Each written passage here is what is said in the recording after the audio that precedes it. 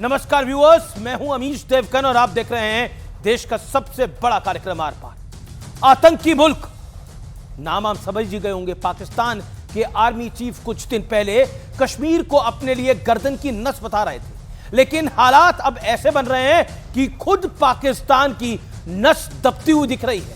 पहलगाम में हुए आतंकी और कायराना हमले के बाद बड़ा और कड़ा कदम उठाते हुए नरेंद्र मोदी की सरकार ने 5 बड़े फैसले लिए हैं, जिसमें से एक फैसला यह भी है कि भारत ने 1960 में पाकिस्तान के साथ हुई सिंधु जल संधि को सस्पेंड कर दिया है। इस फैसले का इंपैक्ट कितना बड़ा होने वाला है, आज मैं इसका संपूर्ण विश्लेषण भी करूंगा।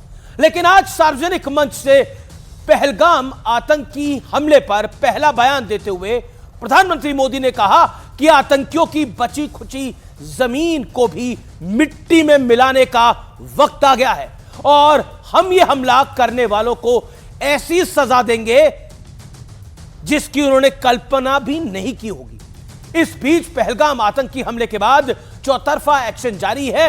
विदेश मंत्रालय ने दिल्ली में आज अमेरिका, चीन, रूस, जापान, ब्रिटेन, इटली, जर्मनी समेत करीब 20 देशों के डिप्लोमेट्स को पहलगाम आतंकी हमले की संपूर्ण जानकारी दी है। इसके बाद विपक्षी दलों के साथ सर्वदलीय बैठक का दौर जारी है। उधर कायर पाकिस्तान भी भारत को गीदड़ भभकी देने में जुटा है। लेकिन आज सबसे बड़ा सवाल है, क्या पाकिस्तान पर अंतिम प्रहार का वक्त करीब आ गया है? मिट्टी में मिलेगा पाकिस्तान, आज इसी मुद्दे पर होगी देश की सबसे बड़ी चर्चा।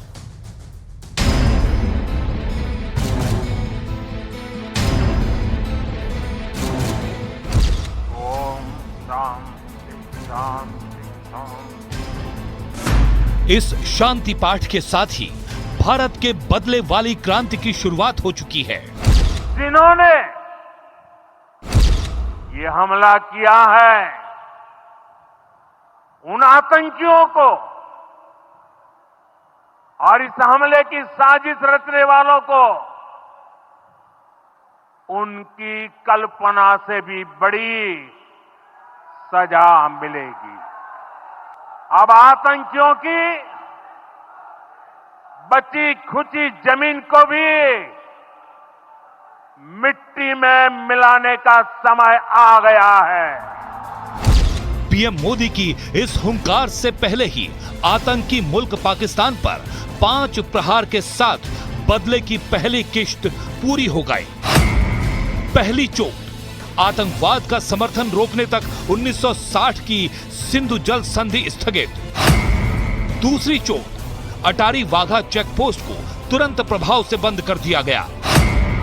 तीसरी चोट पाकिस्तानी नागरिकों की सार्क वीजा छूट योजना के तहत भारत में एंट्री बंद। चौथी चोट पाकिस्तानी उच्चायोग में तैनात रक्षा सैन्य सलाहकारों को भारत छोड़ने का आदेश। पांचवी चोट दोनों हाई कमीशन में तैनात कर्मचारियों की संख्या 55 से घटाकर 30 होगी। हिंदू मां बहनों के साथ जिस प्रकार की बर्बरता उनके सामने ही उनके सिंदूर के साथ किया गया है, आतंकवादियों और उनके आकाओं को उसकी सजा जरूर मिलेगी। सिंधु जल संधि स्थगित करने से बिलबिलाए पाकिस्तान की गीदड़ भभकी भी सुन लीजिए।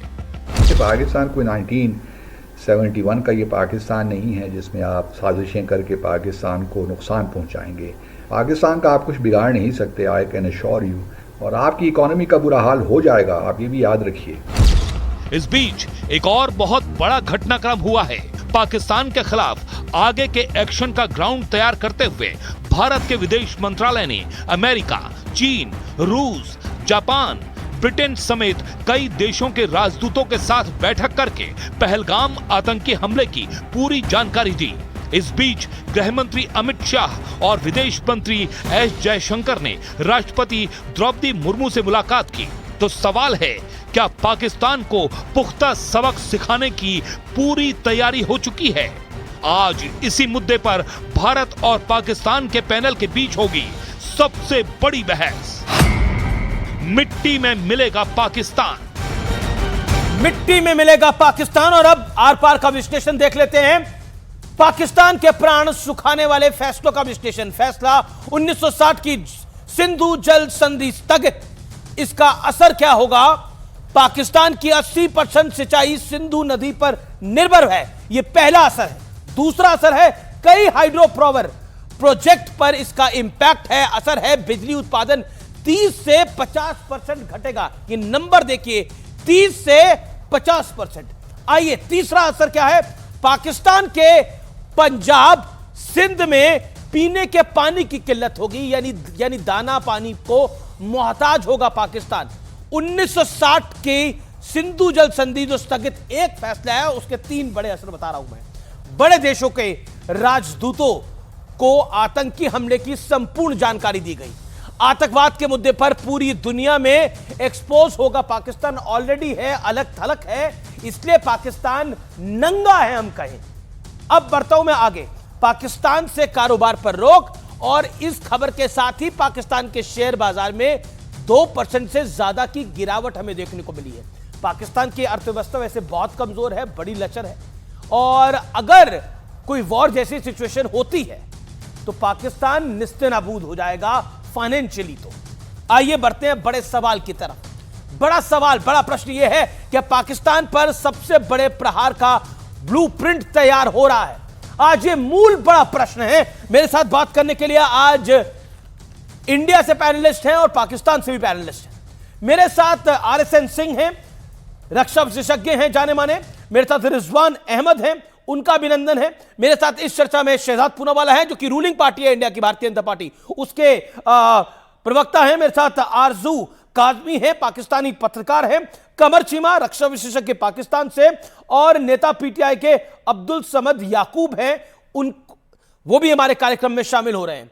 लेकिन इस चर्चा की शुरुआत में करता हूं रिजवान अहमद आपसे। रिजवान अहमद, धार्मिक एंगल पर आतंकी हमला और धर्म पूछकर, कलमा पढ़वाकर आतंकी हमला, शायद भारत में इससे पहले नहीं हुआ।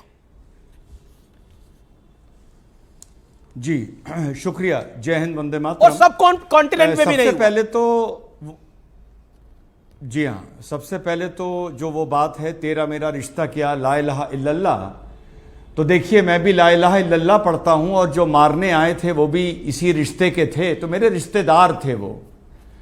तो भारत के हिंदुओं से, और ख़ास तौर से जो परिवार जिनके नुकसान हुए हैं, उन हिंदुओं से मैं बतौर मुसलमान माफ़ी मांगता हूं, क्योंकि तेरा मेरा रिश्ता क्या, ला इलाहा इल्लल्लाह, यानी जो मारने आए थे वो मेरे रिश्तेदार थे। अगर ये नारा और ये नारे का बाजा जितने भी देश के मुसलमान बजाते हैं, तो आज उनमें से आपको किसी को बुलाना चाहिए था, तो मैं उनसे यही पूछता कि ये जो मारने के लिए आए थे, ये तेरे रिश्तेदार थे या नहीं थे ला इलाहा इल्लल्लाह के हिसाब से, और तू इस नाते हिंदुओं से माफी मांगेगा या नहीं मांगेगा। खैर, मुझे बड़ा अफसोस है कि इस तरह का कोई आज मुझे मिला नहीं, पहली बात।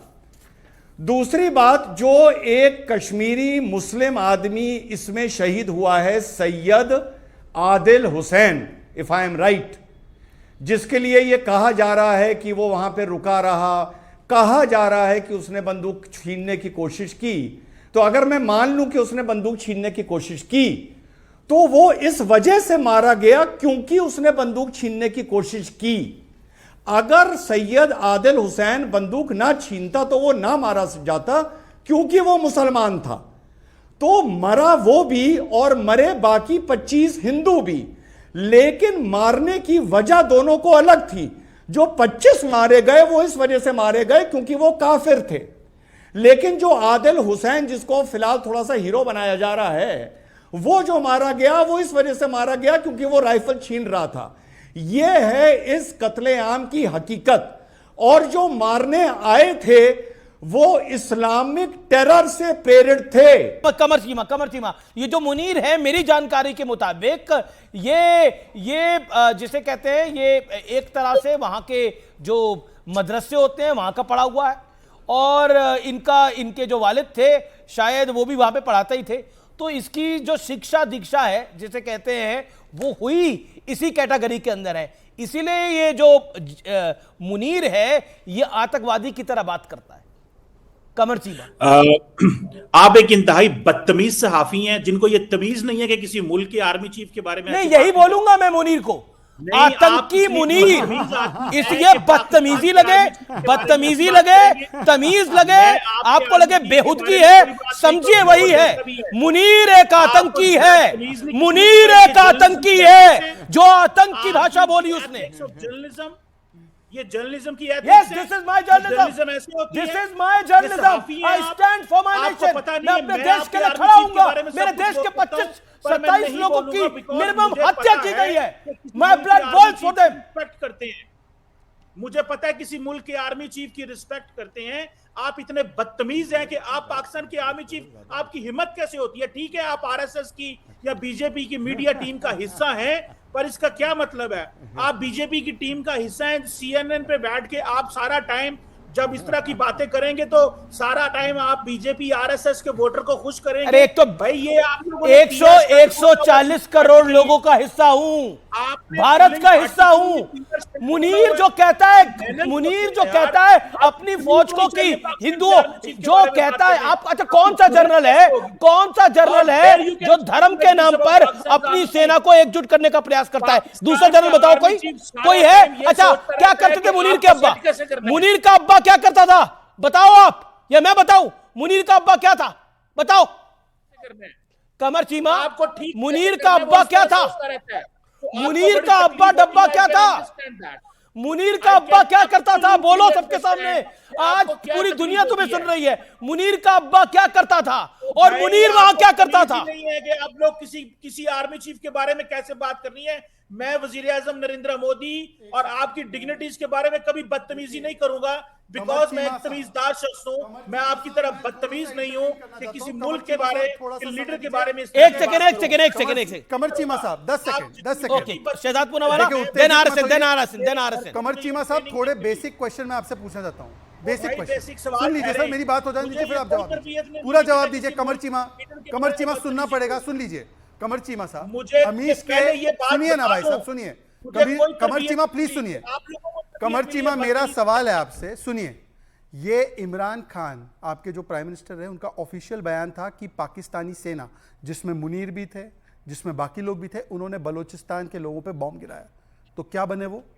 आपके लोगों पे जिन्होंने बॉम्ब गिराया, इमरान खान के हिसाब से, सुनिए ना सर, पूरा तो सुन लीजिए। कमर चीमा, दूसरी बात सुनिए।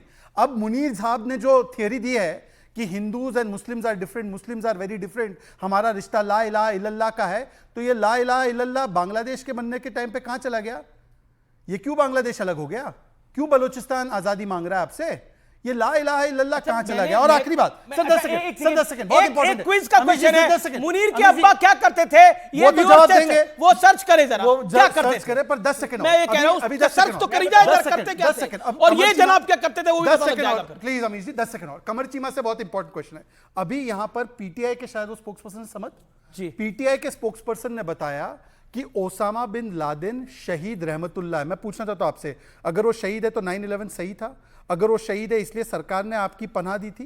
इसका स्पेसिफिक जवाब दीजिए। जो ओसामा बिन लादेन को शहीद मानते हैं, उसमें समझ सकते हैं कि कैसे वो आतंकवाद को और इस्लामिक जिहाद को जस्टिफाई करते हैं, और पहलगाम भी फिर आप ही का किया जा रहा है, ये प्रूव हो जाता है। मुझे ये बताएं कि जिन लोगों ने बलोचिस्तान के अंदर ट्रेन को रोक के लोगों को शहीद किया, आप उनको दहशतगर्द कहेंगे कि नहीं कहेंगे? सर ऐसा है कि बलोचिस्तान के लोगों पे आप ही बॉम्ब गिरा रहे हो। आपके इमरान खान का ऑफिशियल स्टेटमेंट है कि Pakistani army has bombed the people of Balochistan. अब आप उनको क्या मानते हो हमें क्या पता, आप अपने लोगों को क्या मानते हो हमें क्या पता। पर बताइए, ओसामा बिन लादेन 9/11 का सबसे बड़ा आतंकवादी, आप उसको आतंकवादी मानते हैं या शहीद? पॉइंट है बात के अंदर, ये पॉइंट है इस बात के अंदर। ओके, मैं बताता हूं, सुने, मैं बताता हूं। मुझे सिर्फ एक सवाल का जवाब दे दें कि जिन लोगों ने बलोचिस्तान में जाफर एक्सप्रेस रोक के 69 लोगों को शहीद किया, आप उन कातलों को दहशतगर्द कहते हैं कि नहीं कहते? ऐसा है, सुनिए, आप तो देन आरएसएन सिंह, मैं तो कह रहा हूं कि आप एक सेकंड सर, कमर चीमा जी, मैं आप जवाब देता हूं। पूरी दुनिया ओसामा को आतंकवादी मानती है, आप ओसामा को शहीद मानते हैं, तो आपकी डेफिनेशन से मैं कैसे एग्री करूं? पहले आप बताइए तो, ओसामा शहीद या ओसामा आतंकी? और अगर ओसामा शहीद था तो क्या आपकी सरकार ने पनाह दिया था? क्या यूनाइटेड स्टेट्स को धोखा दिया था? हाँ या ना? पाकिस्तान ने ऑफिशियली एक्सेप्ट कर रखा है कि ये एक्सेप्ट कर रखा है कि आप पाकिस्तान को पाकिस्तान के अलावा आतंकिस्तान भी कह सकते हैं। It is a terror state, it is a failed terror state. Pakistan एक फेल्ड नेशन है और ये बात वहां के अखबारों में आम है। पाकिस्तान के हालात क्या है, फाइनेंशियली हाल क्या है, पाकिस्तान की इकोनॉमी के हालात क्या है, मुझे बताने की जरूरत नहीं है। और पाकिस्तान के पूर्व सैनिक आदिल रजा का बहुत बड़ा दावा है, जनरल मुनीर के इशारे पर पहलगाम में हमला हुआ। जनरल मुनीर ने जानबूझकर हमला कराया है, यह सीधे तौर पर कहा है। जनरल मुनीर अपना कार्यकाल बढ़ाना चाहता है, यह कहा है। मैं जिस मुनीर को आतंकी कह रहा हूं, इसीलिए आतंकी कह रहा हूं। पूर्व पाकिस्तानी सैनिक है आदिल रजा, इन्होंने अभी बयान दिया है और ट्विटर पे डाला है। यह बड़ा बयान है अपने आप के अंदर। अब बताइए, okay and the big question, Munir का अब्बा क्या करता था? मैं रुक करता हूं जिस पर इतनी हाय तौबा मच गई है। आखिरकार वो हाय तौबा क्यों मची? आरएसएन सिंह, आप बहुत इतिहास को पढ़ते हैं। मुनीर का अब्बा क्या करता था? ऐसी फुलझड़ी क्या लग गई है सबको? नहीं, इनके रूट्स जो हैं ये जलंधर में हैं और इनके पिताजी यहाँ थे, फिर ये वहाँ पाकिस्तान गए और वहाँ एक स्कूल टीचर थे और वहाँ वो मौलवी का भी काम करते थे। फ्राइडेज़ को कुतबे पढ़ते थे, तो कुतबों में तो आपको मालूम है क्या पढ़ा जाता है। वो जितने जिहादी आते हैं आपके हिंदुस्तान में या कहीं, वो सारे इस्लाम के नाम पर लड़ते हैं। अभी कुछ जिहादी तंजीमें हैं जैसे तहरीके तालिबान पाकिस्तान, उन लोगों का ये कहना है कि तुम असली मुसलमान हो ही नहीं। वो पाकिस्तान फौज को कहते हैं कि तुम असली मुसलमान नहीं हो। बलोच वाले कहते हैं कि तुम कौन से मुसलमान हो। तो तब उन्होंने लोगों को मोबिलाइज करने के लिए उन्होंने ये हिंदू कार्ड खेला और ये पहली बार नहीं है। और ये बताइए, अभी आपने तो देखा ना पीओजेके में अभी हमास का लीडर आया था, एक बहुत बड़ा जलसा हुआ। ये 5 फरवरी की बात कर रहा हूं, बहुत बड़ा जलसा हुआ, सारे जिहादी तंजीमें थी, नारा लगाया गया, हिंदुओं के खिलाफ नारा लगाया गया। वो सब इस्लाम के नाम था सर, पाकिस्तान के नाम पर कोई नहीं था। ठीक है, तो ये अब इनको लगा कि अब तो ये इस्लामी कार्ड चल नहीं रहा है, तो इन्होंने ये हिंदू कार्ड खेला। और जहां तक आसिम मुनीर की बात है, क्या सर थोड़ा तो इंटेलेक्ट होना चाहिए ना।